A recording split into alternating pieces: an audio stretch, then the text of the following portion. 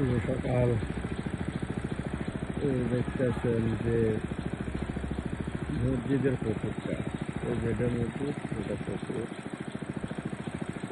এই যে দেখেন ভিতর দিয়ে পানি ছড়াচ্ছে, আছে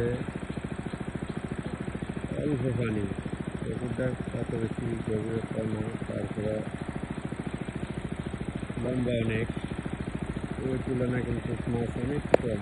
দেখেন মাছ নাই, মাছ ধরতেও আছে ওখানে, জালে দেখা যাবে কি অবস্থা মাছের।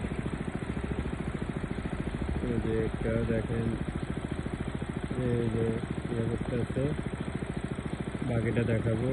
এই যে ওইখানে মাছ ধরতেছে, দেখাবো। ছোট ছোট ছোট ছোট তেলাপিয়া